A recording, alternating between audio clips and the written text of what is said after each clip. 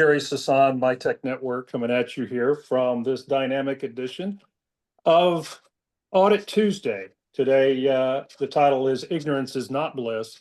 Our special guest today, we have AI governance expert, Ashley Robinson, the very smart and beautiful, I'll add, Ashley Robinson. She is the CEO and founder of Better Boost, a leading AI education initiatives and advisory programs for governments and schools. She helps leaders and teachers translate AI governance frameworks into practical policies and training for the classroom. And in addition, we've got risk assessment specialist Jeff Kushner.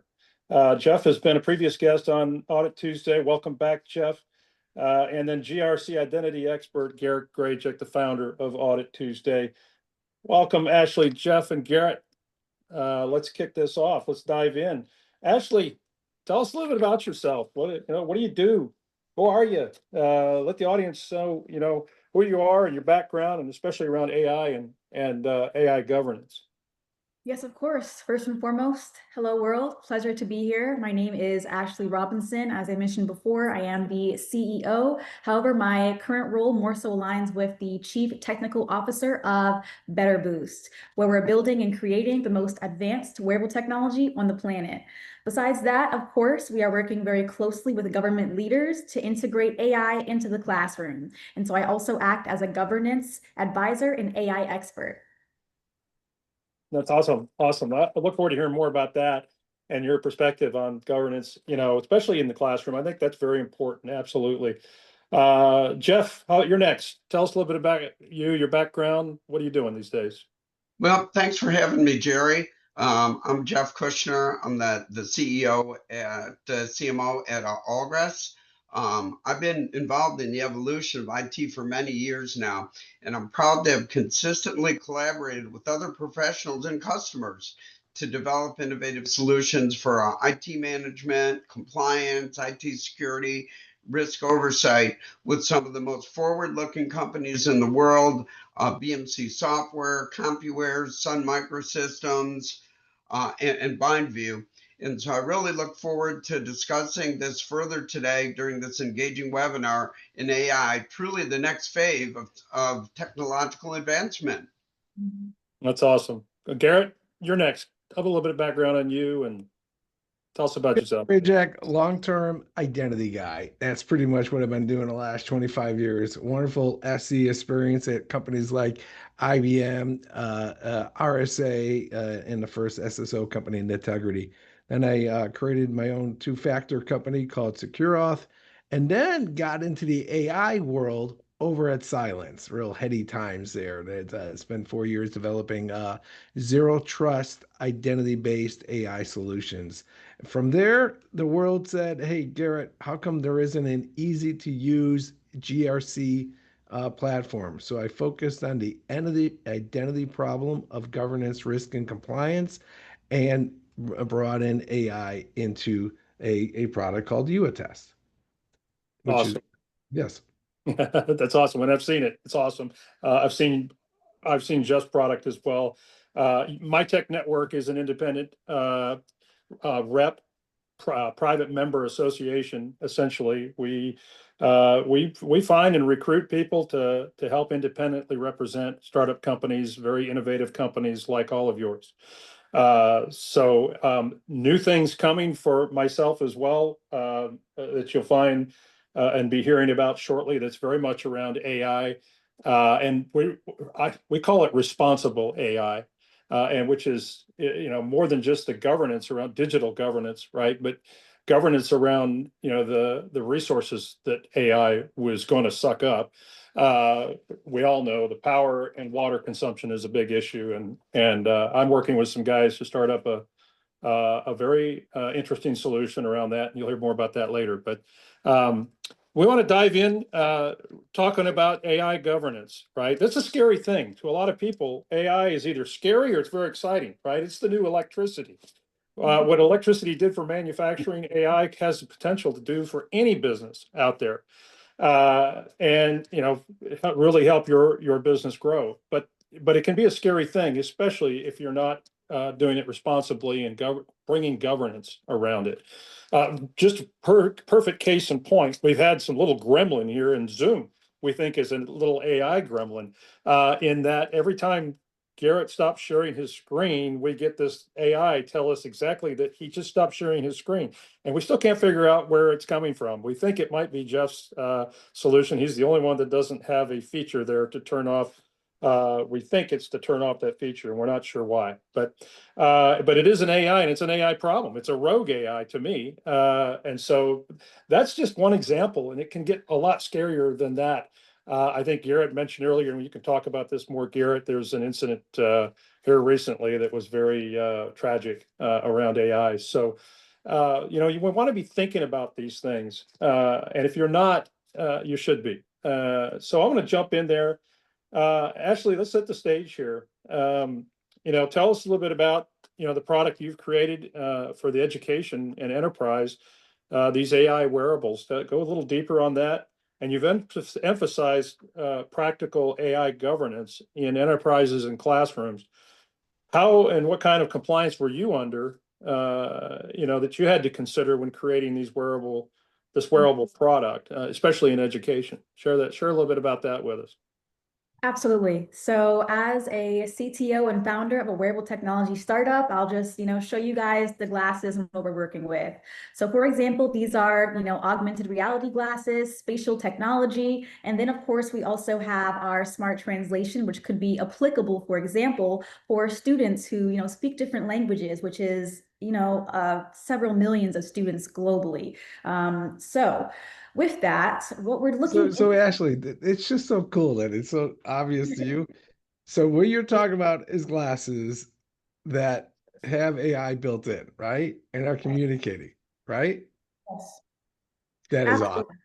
Yes. So what happened essentially was when I was, checking out different opportunities, I felt the pressure and the risk that was out there for students to not be prepared for the future. And so I took it upon myself. I did some research and I found the best of the best platforms that essentially is going to integrate spatial technology and, of course, artificial intelligence. What this looks like for teachers, we're talking about reducing significantly the grading time so that they can have their time back and not be stressed. And for the students, we're talking about personalized education. So instead of students having to struggle in the classroom, our main goal and bottom line is to close the literacy gap for good. And that is possible with artificial intelligence.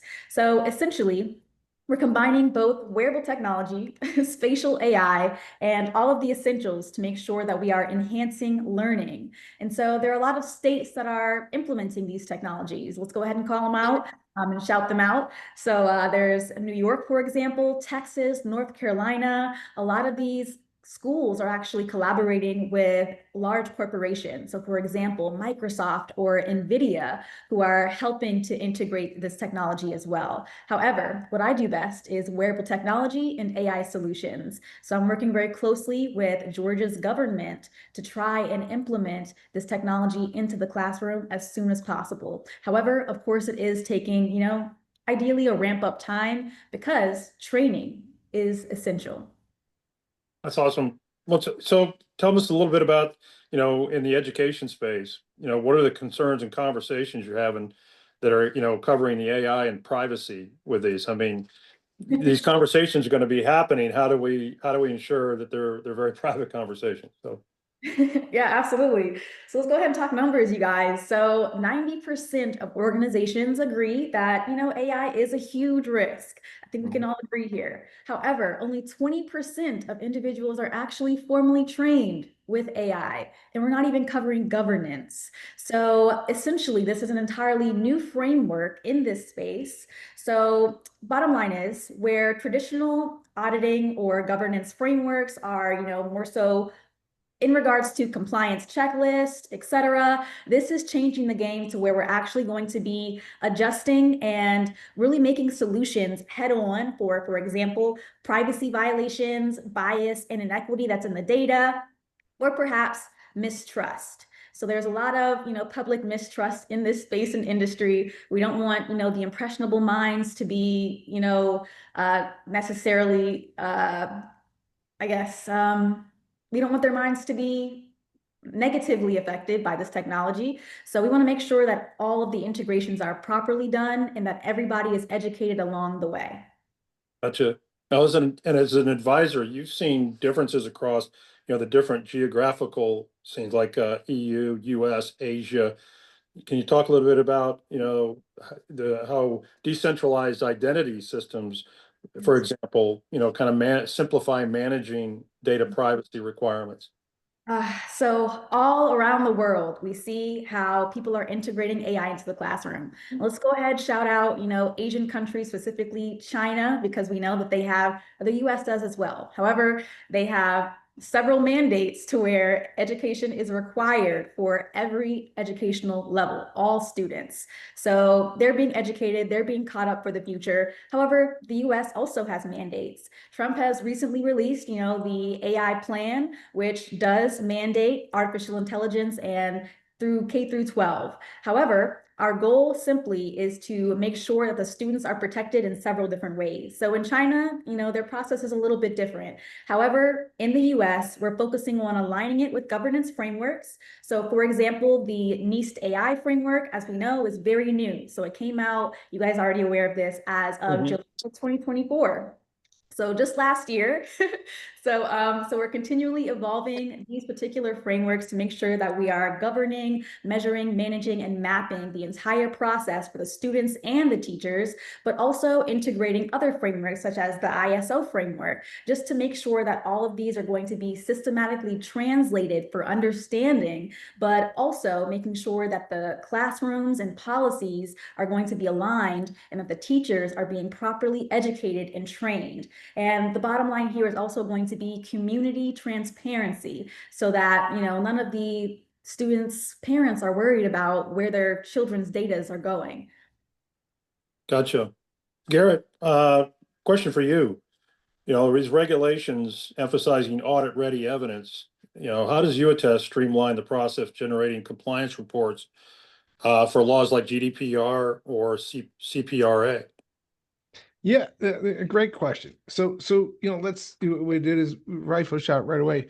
First of all, let's talk a little about because Ashley was doing a good job talking about the frameworks, right? And saying that in frameworks, that's where we are in AI, is we're simply talking frameworks. And then I'm going to jump into, the regulations. Just got an answer for that, we know too.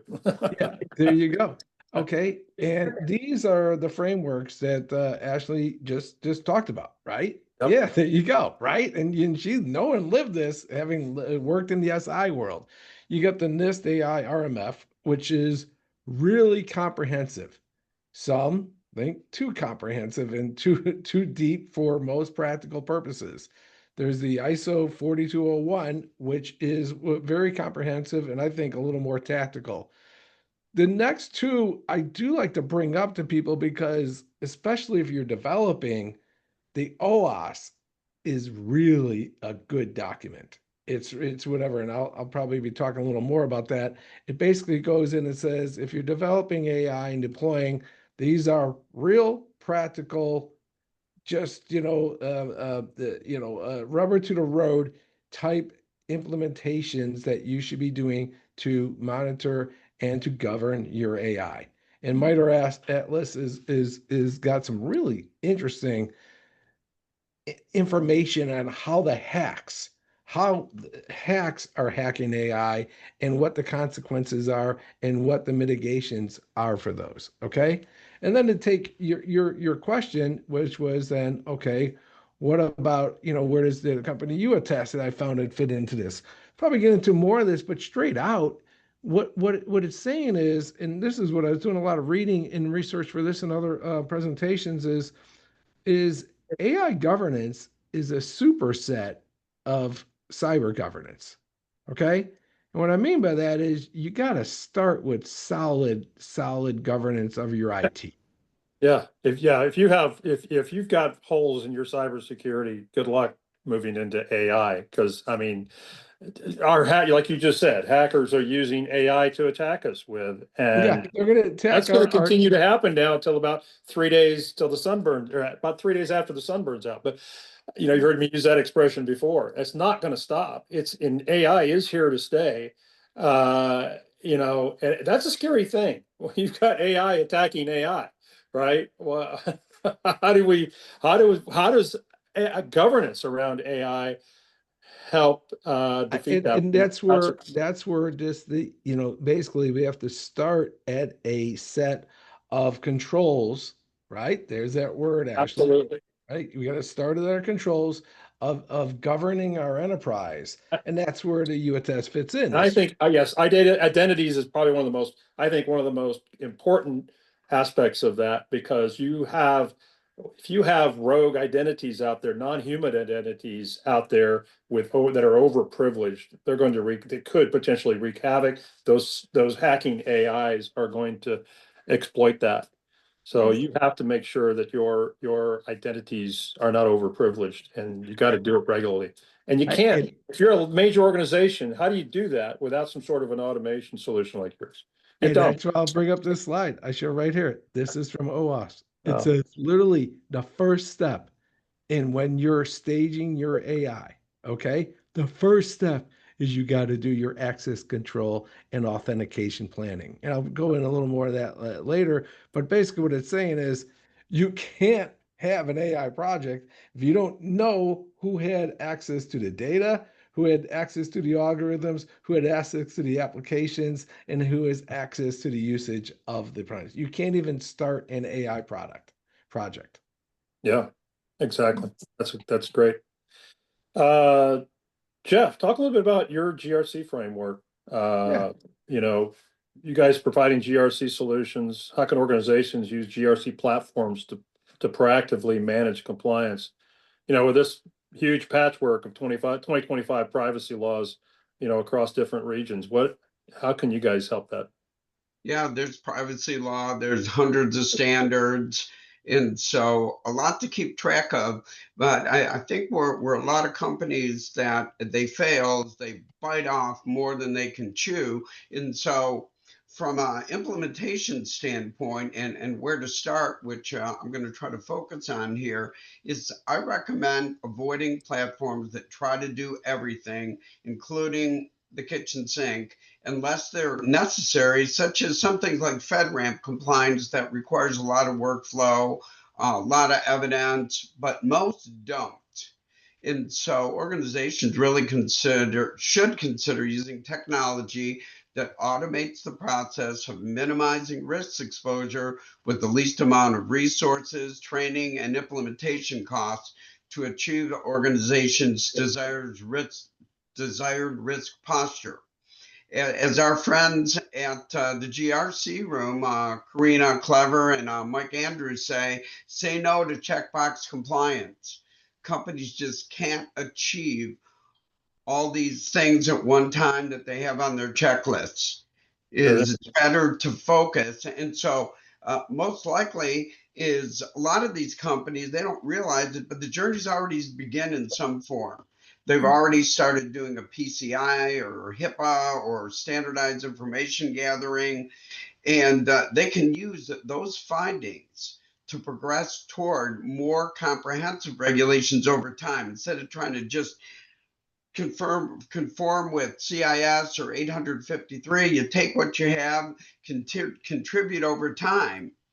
And we're already seeing AI governance in itself in many of the frameworks that we know and love, like 853 Rev 5 and some of the others. So it's already starting to be there. And now with ISO 42001 and the NIST risk management framework, it's adding more broad coverage. And we're actually going to demonstrate today how you can take a free AI assessment later in this webinar, which will help you continue that risk journey.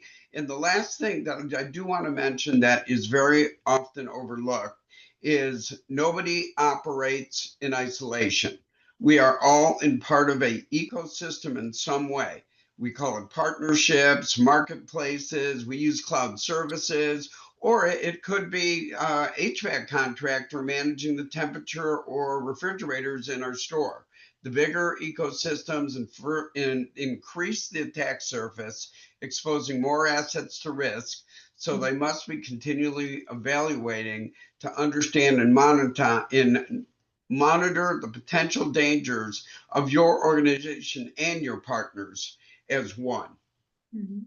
Yeah, I mean, Ashley, your glasses, I see a broad array of use cases for those glasses, not just in educating students, but gee, let's put those glasses on some cybersecurity professionals to be able to watch, and make sure that something pops up that's out of compliance.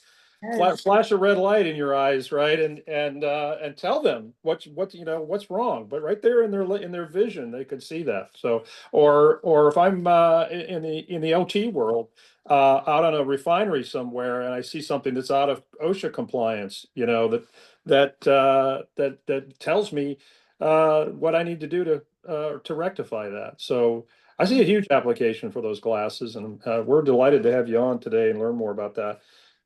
What else can you tell us about it? What other applications do you see for those? Of course. So let's go ahead and put them on real quick. We're talking real world I immersive love it. Love solutions. it.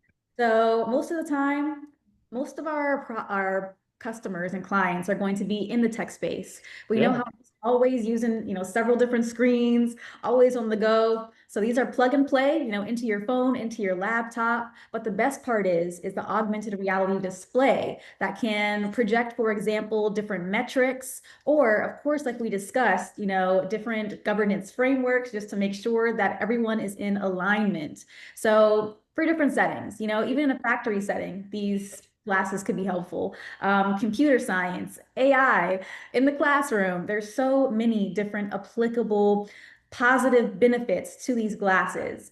However, the best part about it is that what we're really trying to do is build technology for good. Okay, that's the bottom line. We see how, there are other different wearable technology companies and corporations out there like Meta. They do have the camera integrated. And so now we're bringing it all the way back to security concerns. So, for Yes. example, exactly. So where, for example, Meta's, Orion glasses, or their Oakley glasses, any of their glasses, as a matter of fact, their entire system is being managed internally. So all of your data and information is being essentially, seen by their internal organization. Yes. Yes, that's a huge concern. Where's your data sovereignty there? I mean, your data's out in the wild. So let's talk about that for a little bit. I mean, you know, I would see some applications where you do need to have a camera on it, but I wouldn't want that camera being going back into to one of those public social media clouds, right? Let's put that into our own private, feed that into our own private data center and crunch that data there. Yes, that's the bottom line. Private ecosystems where we Private. can control over our data. So right now we know how powerful data in itself is. They say, data is the new money. So what's going to have to be done, I would say, is different solutions. So for example, we discussed this when I was for my master's. We did a project and report on integrating AI and how we're going to do it safely.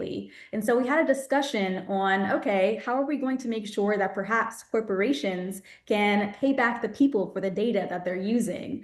So I grew up, in Alaska, and we had what was called the Alaskan dividend. And for example, they paid, let's say, quarterly for the exorbitant oil resources. All Yeah. right. So we can imagine perhaps in the future we're having discussions about UBI, universal basic income, but perhaps we should be speaking about profit sharing. And we There can you go. imagine a future where we could actually be getting, compensated by the data that's being taken from us. That'd be awesome. Yeah. Now that's a webinar on there, Ashley. And we get the new mayor of New York on that one. There you go. So it's all good. Garrett, you want to go on top of that? Let's talk about, I guess, talk a little bit more about, these regulations and identities. Or you guys, anybody want to Yeah. show anything, that you have in terms of a demo or No, let me start with really quantifying what access you need to be able to show that you when you're developing and employing your your AI, that you have to quantify. And I thought it was best detailed in the OWASP, but it's in words in the ISO and in the NIST framework, because these are called out in all the sections. Because it basically says if you're deploying AI, and especially if you're developing and then deploying, you've got all these areas that you have to understand and you have to be able to quantify that you as an enterprise have governed the access and the entitlements. One is the actual application itself. Who gets that application? Very relevant in Ashley's world in education, right? What does the admin see? What does the teacher see? What are the kids seeing? Okay. So you have to be able to quantify that access. Secondly, who's actually admitting the application? Right? If that's open, if that's vulnerable, obviously you have a security risk, but you also have a governance risk that you can't say who was actually monitoring the application. Now let's get into the heady stuff. Okay? So the people that actually created your algorithm, and in Ashley's world, she has this quantified, right? Because she says, okay, hold it. I'm going to create a system where we granulize, and when it's not an open system, it's a closed system of who has access to the actual code, who has access to the actual algorithms we create and then develop. Now this is the real money shot for the AI world, your data. Every single regulation and framework I see really goes to town on this, because this is where the hacks are. And I would say the real interesting reading is the MITRE Atlas stuff about how to poison data, how to poison and how to protect data to ensure your algorithm doesn't go awry. If you can't, as someone who's interested in governance, as myself and the people I work with, and most of the things, if you can't quantify who had access to the data, who collected, who had access while it was storing, and then who had access to transmittal to the programmers to build the algorithms, your AI is not defendable, and it won't be defendable. And all you have to do to realize how important this is understand the way at least we work in the West. NIST comes up with these stuff that says this is the best practice. They don't make regulations. That does it. Basically, the industry looks at what they says and then turns it into regulations. And if you look at the NIST AI RMF, it's really, really heavy on data governance. It's very heavy in saying this number 4, you better have quantified. So teams that are working with AI and building should have this completely quantified, where they got the data, who had access to the data, how is storage, and how it was transferred over to the programmers. Yeah. Can you imagine being on a chat with your looking for support from, say, your bank, and all of a sudden you get a message that says, it's a picture of your kids walking into school. I mean, can be very scary. And yeah, so And yeah, that was a good number 5th. That number 5th one is I'm not making this. This is what this says is your support personnel. yeah. What data do they have access to when people ask about the application and stuff? Are they have open data? Do they have open access? These all need to be quantified. These all need to be documented to be Yeah. within the frameworks. That Which, sounds like a nightmare. It really does. And yeah, there's got to be some automation around that. Jeff, how can nice. Allgress help with that as well? Well, I think that you guys have already started hitting the nail on the head. Is that there is and has been a lot of guidance, best practices, and now more with AI. But it's this issue of the more data you have, now you have to go through it, you have to analyze it, you have to make heads or tails on it. So I say is first thing, pitfall number 1. Don't take on more than you can manage. You want to achieve compliance with benchmarks, frameworks, standards, in a significant amount of your time. Often means risks are overlooked for longer. So this is the whole reason that you want to start small, build up to what you need to determine what your You have to know where AI you, governance posture is. you have to know where you stand, right? So it's got to start with an assessment, right? Right. So, And so that's a great intro. I'd like to introduce you to the free AI governance assessment tool that it's offered by the folks over here at YouAttest, powered by the award-winning GRC solution provider Allgress. awesome. And yeah, and you should not only evaluate your organization, but you should also force your partners to show you where they stand. Because remember, is that together you're one ecosystem. And so what I'd like to do here is walk you through a demo of the AI governance assessment tool Go for it. that Let's you see can it. try for free after the webinar. We'll provide a link in the description that you can see where you stand. So we're going to kind of switch screens here if technology serves us well. Let's see here. All right. Hit the right buttons, which I need to do. All right. Looks like it's doing what I plan to do. Says you're starting your Okay. screen share, so you're doing good. Can you see my Hey, screen? yeah, we can see it. Okay, so this is a group of 17 questions, very brief, but very focused and pointed, and they really hit a lot of the points we've already made about bias, about proper access to controls. And so I'm not going to read through all these, is that when you take the assessment, you can go through these, but it's very simple. They're yes or no. And so I'm going to pick some of these at random just to show you what a result would look like.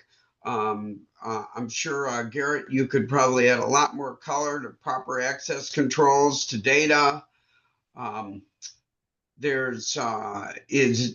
have the right infrastructure in place?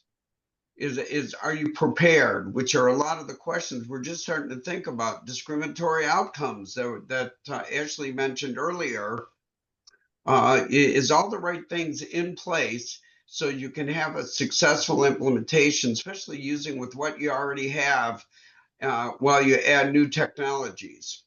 So I need to answer all the questions, which I just did. And so now, voila, here it is. Wow, that's This simple. is the master dashboard that very simplistic, but really meant very easy to share with your different contingent stakeholders, whether they're from the C-suite, compliance, risk, legal, and everybody in between. They can see this and say, okay, it's showing some risk here. Where do we stand? Yeah, And so not only do we allow you to download that data, because it's important to build a repository of that data, because later on you want to take what you've already done and to be able to look at it and ask questions about it, so you don't have to do a lot of new work. But we look at the risk here, and for all the questions that somebody were to answer no, it says what that question was, so you can review it. This one in particular, does the AI solution comply with relevant data protection and privacy laws? Because as we know, the European Union, different countries, I just saw something today with, I believe it was Hungary, is created a new privacy data law. So you need to make sure, because this is really complex, that you're complying. And then we provide guidance of things that you can do to become compliant. So this makes it really easy, and you could see it was very quick to do it. And so I'd like to mention here, so this free tool is available to everybody. We'll provide the link for you, but we also have a new version. Jeff, I just put the link on there. So people can Absolutely, click great. that you get started, and you can take the Allgress AI assessment tool. We liked it so much we put it on our AI page for YouAttest. We thought it was a good way to get started. Yeah. And that's great. Is the one thing I want to mention, so is while this is relatively easy, it's a few questions, the process can get more complicated. And for that, we now have a completely automated version that Nice. you provide a few clicks, we take all the data, we take your assessment, and we provide the answers in context to make it really easy, and use the power of AI automation to do what's taken you hours to achieve. And so the last thing I want to mention here is again, you have to consider that extended ecosystem. They also have to be accountable to you to make sure their contractual obligations and any commitments they made to you that could affect your risk are considered in your entire picture. Yeah. So this really is for any size organization too, right, Jeff? I mean, in the larger organizations, you've got a lot of people to throw at the problem, right? But in the smaller organizations, especially, it's more difficult to ensure that they're keeping up, with those compliance challenges. Can you share a little bit about, what would be your advice to those smaller organizations? Obviously, let's take the assessment, use Allgress, right? But what's the best starting point of it? Outside of that assessment, where should the smaller organizations, should they invest in full-time employees to be focusing on this? What do you have to say there? Well, Jerry, is one of the biggest problems we always face is that we kind of look at things and we want to try to address everything and everybody. And the reality is we never have enough resources, training, budget. And so that was one of the reasons we came up with this assessment. It allows a company, while very small in nature, but you very encompassing questions, as you saw. It gives the ability of a company to see, where do I stand?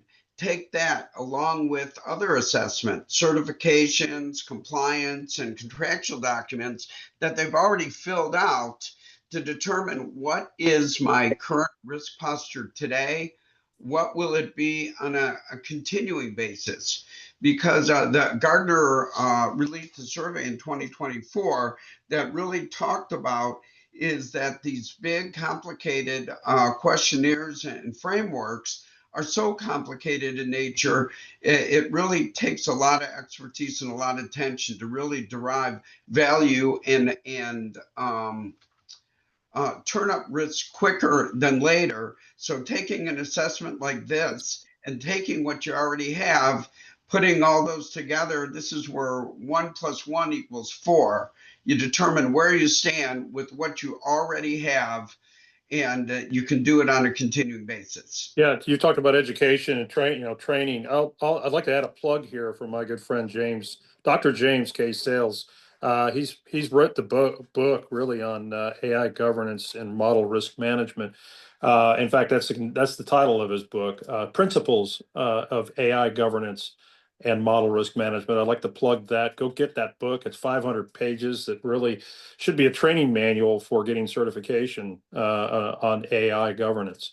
And look for there could be some potential training classes being offered forthcoming. So we'll be sure you get briefed on that. If anybody Jerry, I just put that in if you the drop it in the chat, it'd be great. So I put that in the chat right now. awesome, thank you. Yeah, and we actually what else, guys? Yeah. We're running. We got about 20 minutes to the top of the hour. We can give some time back, or we can do some. You want to do some demo, Garret, of YouAttest, or I think we'll just wrap it up here, and people can ping us, and we can do a full demo. But any questions from the audience? Feel free to put them in the chat. I'm not able to see them, but I believe Garret can. So yeah, I can see them. Ashley, what about you? You want to add anything? Any questions you would have for these two guys? Yeah, I think you guys have said it best. And the theme of this stream, of course, is going to be ignorance is not bliss. Oh, you have to stay ready so you don't have to get ready, okay? So as you guys have already mentioned, everything is becoming more complex. We've heard of probably, you guys already know about, is a 0-day attack. There's a movie about it. So a 0-day attack basically just means you have 0 days to prepare if you're being hacked, if anything happens on a global scale, okay? And so with this means that at a small level, at a micro level and a macro level, we're going to have these conversations. So all the business owners out there, all of the governance specialists who are out there are going to have to continually evolve their frameworks, just as we previously discussed, to make sure that you're staying ahead of the game. That sounds like a lot of pressure, doesn't it? It is. Well, without pressure, there are no diamonds. So just remember that. So Pressure can be a good thing, especially when it's on your business and you've got a goal to achieve, get through it. So. Yeah, I think that the other thing, Jerry, is we've been talking about is, complexity versus simplicity is we just saw 17 questions, which isn't a lot of questions, but if you look at the context of them, they cover a whole lot, and they really put right in front of the decision makers in the company and the legal teams, the folks that really need to know, to at least give them an inclination that, hey, we have some things that we need to consider. And it's done. This is done in a few minutes.